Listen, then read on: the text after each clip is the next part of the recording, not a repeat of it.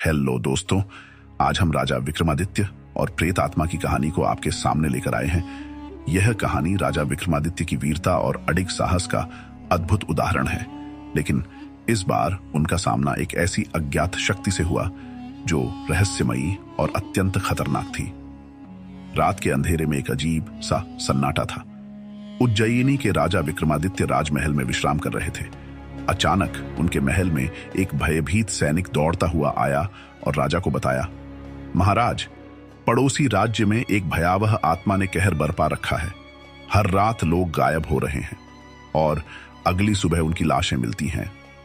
प्रजा डरी हुई है और पड़ोसी राज्य के राजा ने आपसे सहायता की विनती की है। राजा विक्रमादित्य ने स्थिति की गंभीरता को समझते हुए स्वयं उस राज्य की ओर प्रस्थान करने का निर्णय लिया। रात का समय था और अंधेरे में कोई आवाज तक नहीं थी।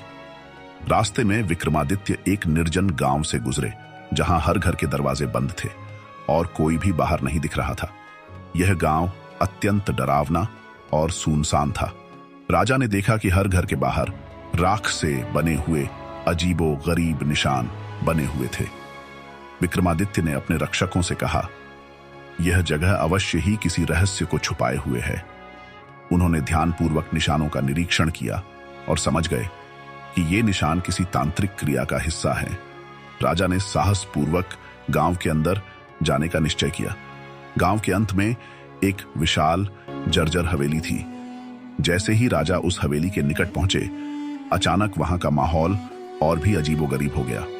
हवेली की खिड़कियां अपने आप खुलने बंद होने लगी और ठंडी हवा के साथ एक अजीब सी फुसफुसाहट सुनाई देने लगी। तभी एक वृद्धा राजा के पास आई और चेतावनी दी, हे राजन, इस हवेली के अंदर मत जाइए। यहां पर एक प्राचीन आत्मा का वास है।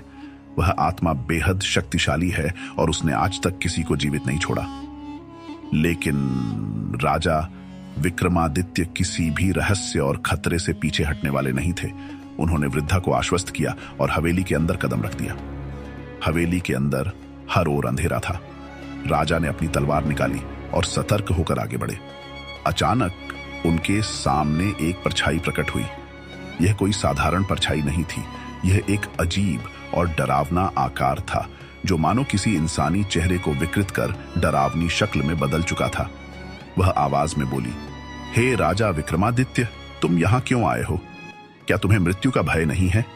राजा ने निर्भीकता से उत्तर दिया, मैं अपनी प्रजा की रक्षा करने आया हूं और किसी भी खतरे का सामना करने के लिए तैयार हूं। यदि तुम निर्दोषों का जीवन बर्बाद कर रहे हो तो तुम्हें मुझसे होकर गुजरना होगा। अचानक आत्मा ने अपने हाथों से एक अजीब रोशनी निकाली और राजा की ओर फेंकी। विक्रमादित्य तुरंत समझ गए कि यह एक जादुई प्रहार है। उन्होंने अपनी तलवार से उस रोशनी को काट दिया, लेकिन जैसे ही रोशनी टकराई, एक जोरदार विस्फोट हुआ और पूरी हवेली कांप उठी। विक्रमादित्य ने महसूस किया कि इस आत्मा में तांत्रिक शक्तियां हैं, परंतु वे निडर थे। उन्होंने अपनी तलवार उठाई और आत्मा पर प्रहार किया, पर आत्मा हवा में घुलती सी दिखाई दी और पीछे से हंसते हुए बोली, तुम मुझे हरा नहीं सकते राजा विक्रम। मैं काल के साथ बंधी एक प्राचीन आत्मा हूं। इतना सुनते ही विक्रमादित्य को समझ में आ गया कि यह आत्मा केवल शक्ति से नहीं मरेगी, इसके पीछे कोई गहरा रहस्य है।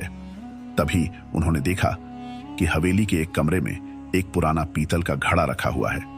उस घड़े पर तांत्रिक प्रतीक अंकित थे। उन्हें आभास हुआ कि आत्मा का बल शायद इस घड़े में बंद है। राजा ने जल्दी से घड़े को उठाया और उसे अपनी तलवार से तोड़ दिया। जैसे ही घड़ा टूटा, आत्मा ने दर्दनाक चीख निकाली और उसके शरीर में झटके आने लगे। आत्मा चिल्लाई, तुमने मेरी शक्ति का स्रोत नष्ट कर दिया है राजा विक्रमादित्य। अब मेरी मुक्ति का समय आ गया है। इतना कहते ही आत्मा धुएं में बदलकर हवेली से बाहर निकल गई और देखते ही देखते हवा में विलीन हो गई। आत्मा का अंत होते ही हवेली में फैला सन्नाटा गायब हो गया और चारों ओर रोशनी फैल गई। विक्रमादित्य ने गांव के लोगों को इसकी सूचना दी और अगले दिन उन्हें राज्य में सम्मानपूर्वक वापस लाया गया। राजा विक्रमादित्य की इस बहादुरी की कहानी सुनकर हर कोई उनके साहस और वीरता का गुणगान करने लगा। उनके पराक्रम और विवेक ने एक बार फिर साबित कर दिया कि निडरता, बल और बुद्धि के साथ कोई भी अज्ञात शक्ति हार मान लेती है। इस कहानी से यह सीखने को मिलता है कि सच्चा साहस और बुद्धिमत्ता किसी भी रहस्य और भय से पार पा सकते हैं। राजा विक्रमादित्य का साहस हमें बताता है कि यदि आप निडर होकर किसी कठिनाई का सामना करते हैं तो आप अपने लक्ष्य तक अवश्य पहुंच सकते हैं। Thanks for watching.